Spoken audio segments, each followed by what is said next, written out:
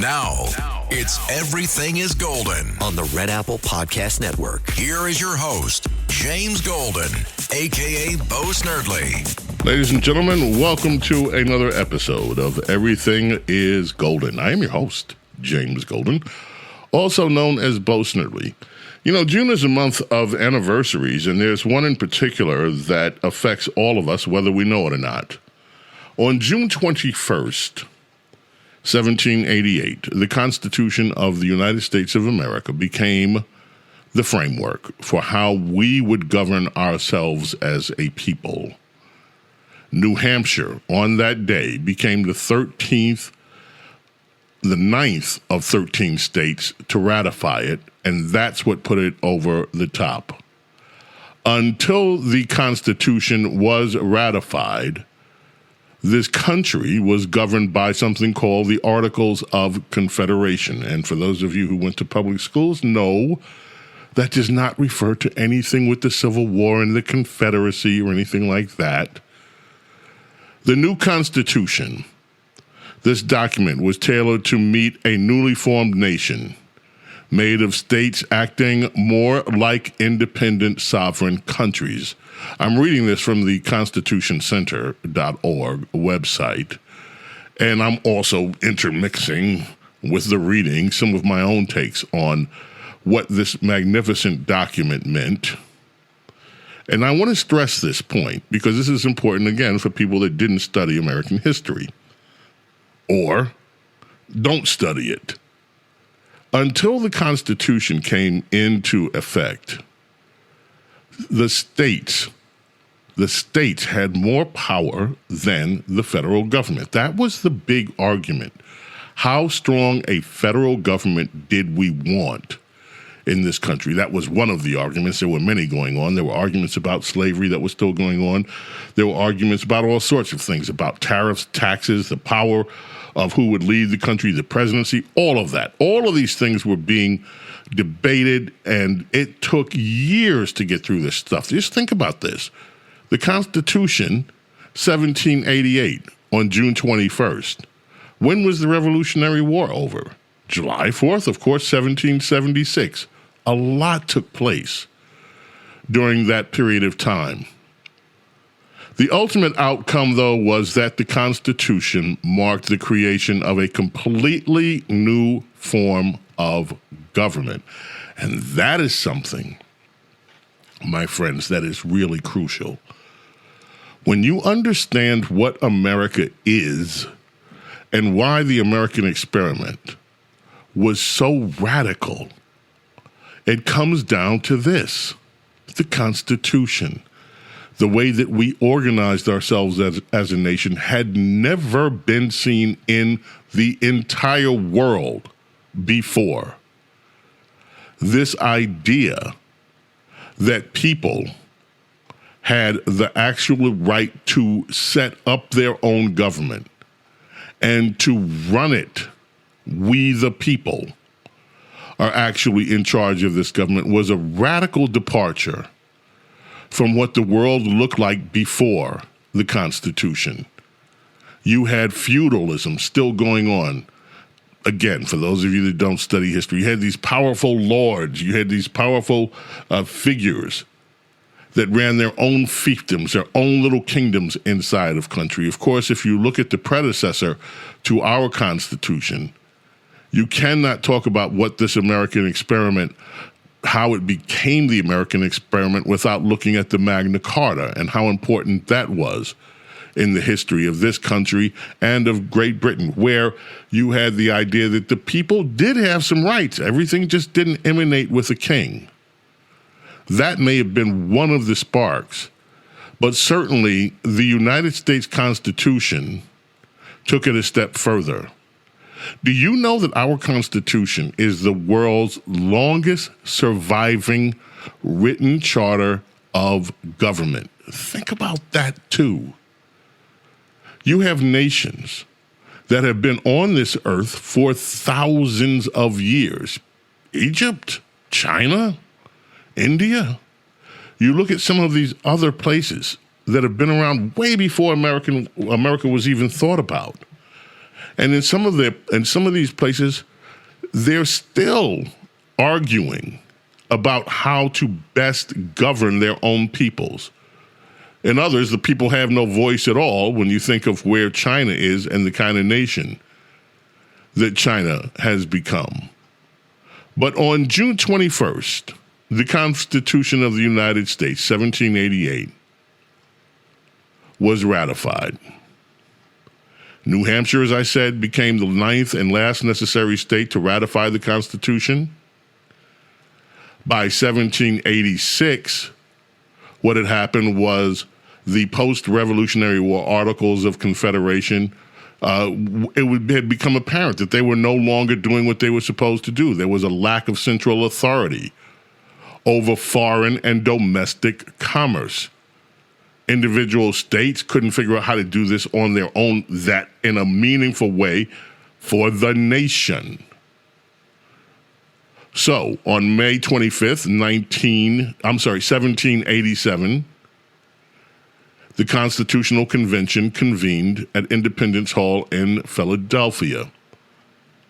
On September 17th of that year, 3 months after the debate started, the convention, of course, was moderated by President George Washington. The new U.S. Constitution was created. It created a strong federal government with intricate systems of checks and balances, which are largely ignored today by some. 38 of the 41 delegates signed on to it.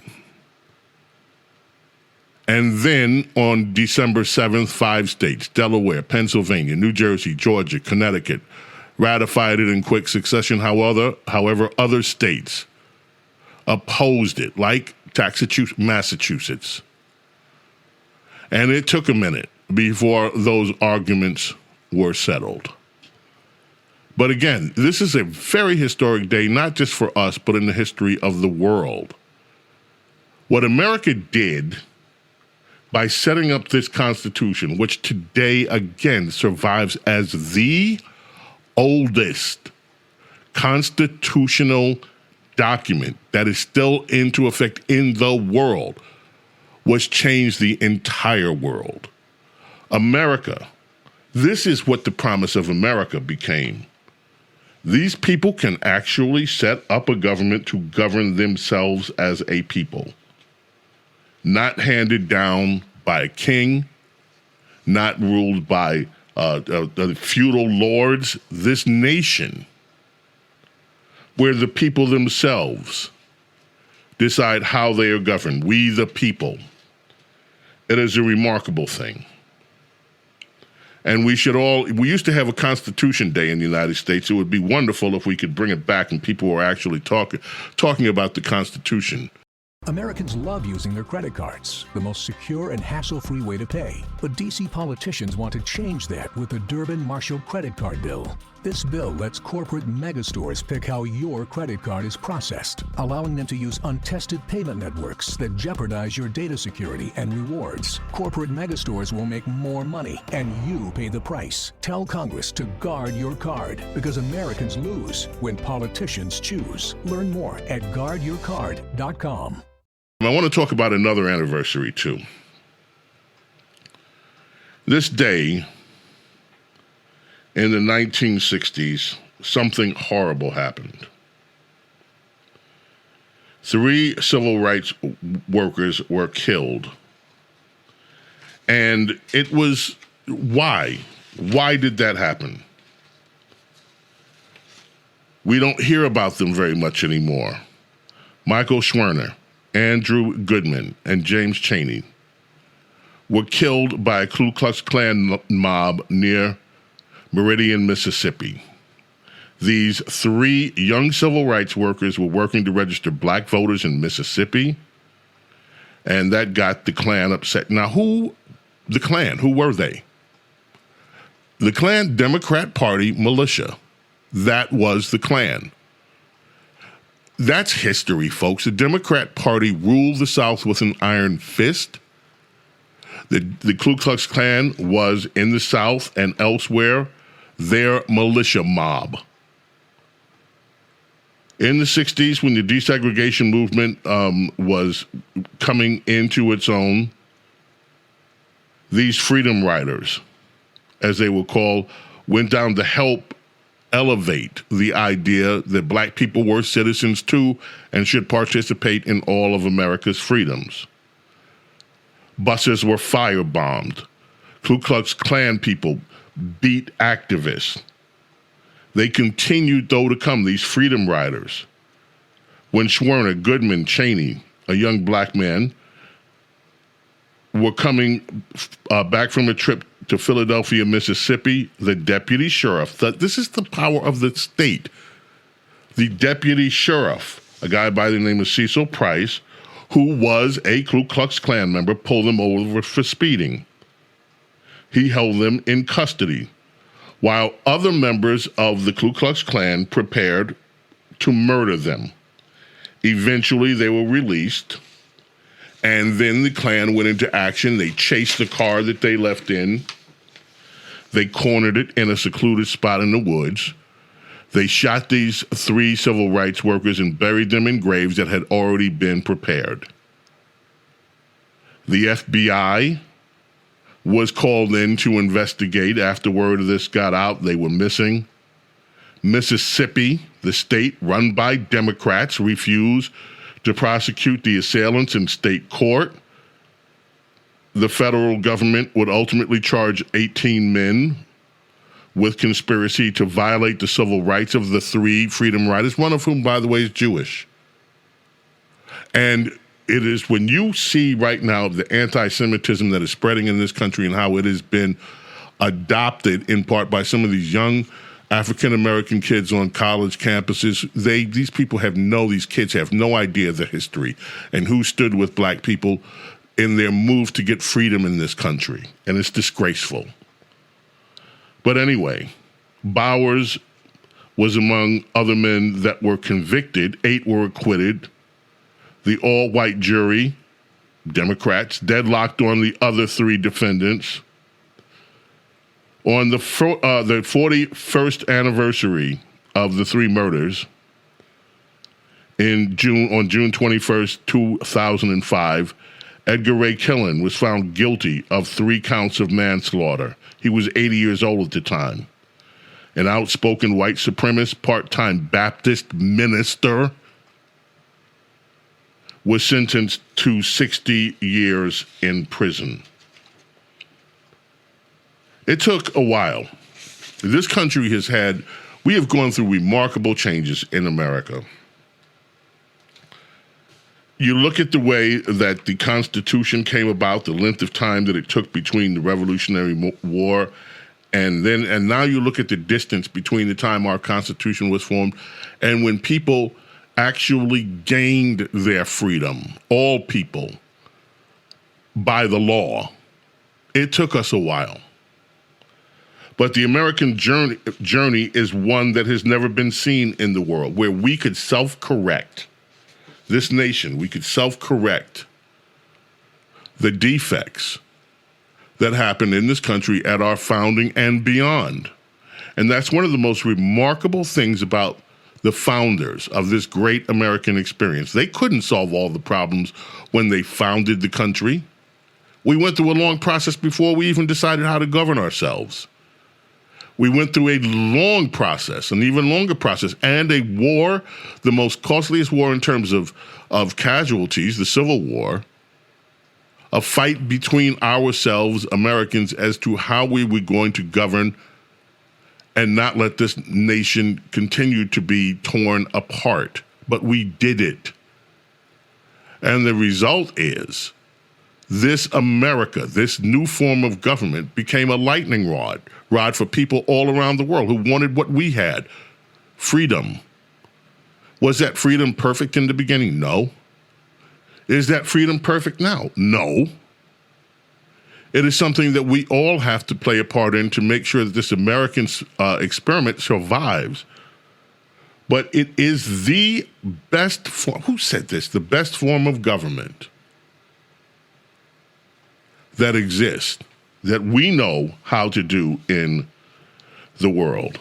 And I do think ladies and gentlemen, that we should go back and look once in a while at our history and actually take the time to teach American children what they have, how precious it is, to explain what the world was like before there was an America, and what America did to change the entire complexion of the world. And it did a lot. I did say we would take some time and just go through a few news items. And this item just blows my mind because this goes in a way directly to what we're talking about with the formation of this country. And it's happening in America's most populous state, California. As we do this podcast this week, the governor of that state, the Golden State, successfully petitioned to remove a proposition from the state's ballot this election year. The ballot item would have required all new taxes in California to be approved by the voters of California. You talk about direct, quote-unquote, democracy, which liberals all the time, democracy is threatened. Democracy would be threatened if Trump gets back in. Democracy. Well, here's California, the most arguably liberal state in the nation. Voters there are so fed up with the high taxes, watching their money disappear out the window, that they decided to put an initiative on the ballot. Hey, if you're going to raise taxes, we have to vote on it. Not our legislators, we, the people. Well, Newsom and the Democrats who run that state with an iron fist went to their Supreme Court. You can't let them do this. Why, you can't let the people decide on how much taxes they're going to pay. We, the elected class, we get to decide how much we want to tax the peasants of California. And California Supreme Court this week agreed. Now, the rationale for this blows my mind, and maybe it'll blow yours too. The state Supreme Court ruled that the initiative has to be removed from the ballot because it would, get this, revise rather than amend the state's constitution. What is the difference between revising something and amending it? When you amend it, you are coming up with a revision of it. But the state Supreme Court, I guess, anxious to please the Democrats that pay their bills, how dare the people actually have a say in how much they're going to be taxed?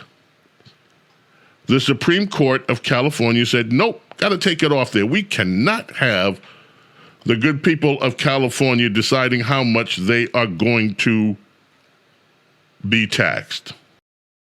Now, today's ruling is the greatest threat to democracy California has faced in recent memory, says the Taxpayer Protection and Government Accountability Act campaign. The governor has cynically terminated Californians' right to engage in direct democracy, despite his claims that he is a defender of individual rights and democracy. 1.43 million people signed the petition, and they were all given the middle finger by the Democrats that run that state and by the state Supreme Court that decided the people do not have the right to govern themselves when it comes to taxation. Only the Democrats do. And so, people in California, you can expect your tax bills to continue to rise without any relief. because that's all these Democrats in California know how to do. Tax you, tax everything that they can tax, spend your money on what they, in their elitist view, think is best for you, not what you as a people think is best for yourself. And if you want to know why California right now is experiencing a dramatic decrease in population, people fleeing the state left and right, this is one of the reasons. Anyway, that's it. Everything is golden. Glad that you could be along. Look forward to having you back for our next episode.